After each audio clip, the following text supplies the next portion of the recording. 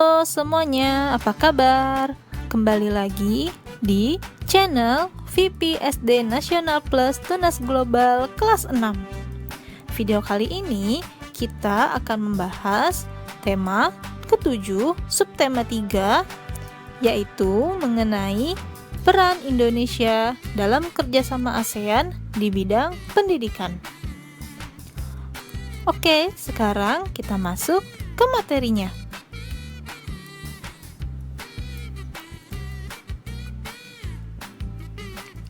Setiap negara pasti memiliki kualitas sumber daya manusia yang berbeda.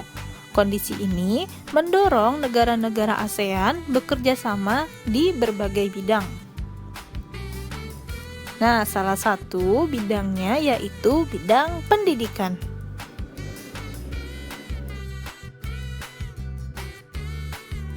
Indonesia melakukan kerjasama dengan negara ASEAN di bidang pendidikan. Nah, yang pasti memiliki tujuan yang pertama untuk meningkatkan kualitas pendidikan di ASEAN, dan yang kedua meningkatkan daya saing internasional. Nah, seperti yang diketahui, ASEAN berdiri pada tanggal 8 Agustus tahun 1967 dengan 5 negara, yaitu Indonesia, Malaysia, Filipina, Singapura, dan Thailand.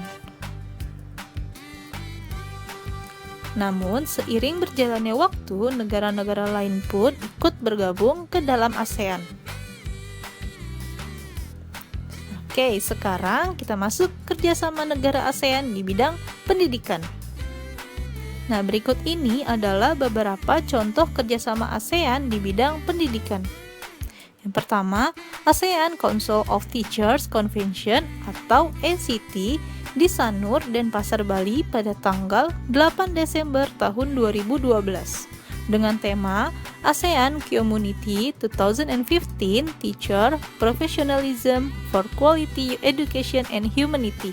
Pada pertemuan ini hadir organisasi guru dari Indonesia, Malaysia, Filipina, Singapura, Thailand, Vietnam, dan Korea Selatan. Selanjutnya yang kedua yaitu penawaran beasiswa pendidikan. Nah, contohnya yang pertama, Singapura memberikan beasiswa latihan pengelolaan jasa pelabuhan udara, kesehatan dan keselamatan kerja industri, komunikasi bahari, dan lain-lain. Dan yang kedua yaitu contohnya Indonesia memberikan beasiswa pendidikan kedokteran, bahasa, seni kepada pelajar negara-negara anggota ASEAN dan kawasan negara berkembang. Selanjutnya, yang ketiga, Olimpiade bidang pendidikan bertaraf regional Asia Tenggara. Nah, Pertamina pernah menyelenggarakan Olimpiade Sains Nasional atau OSN tahun 2015 yang diikuti oleh siswa dari negara-negara anggota ASEAN.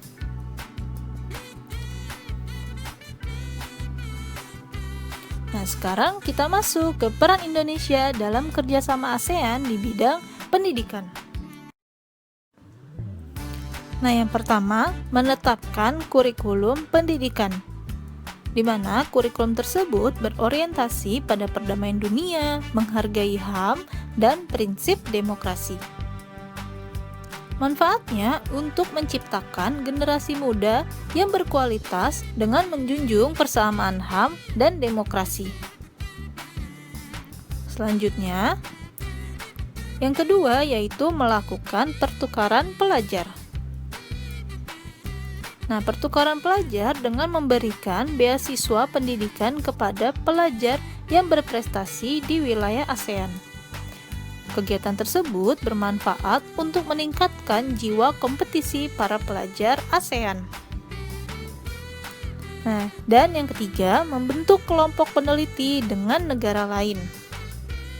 Misalnya, Indonesia mengajak negara Singapura meneliti tentang kualitas padi. Kegiatan tersebut bermanfaat untuk mengembangkan ilmu pengetahuan yang dimiliki oleh negara-negara ASEAN, sehingga wawasan negara-negara ASEAN semakin luas. Oke, terima kasih sudah menyimak materi kali ini. Semoga bermanfaat ya. Tetap semangat dalam belajar, siapa tahu kalian bisa menjadi pelajar yang dapat mengharumkan Indonesia di dunia. Sampai jumpa lagi dalam video pembelajaran berikutnya. Jaga kesehatan, tetap semangat, dan jangan lupa bahagia.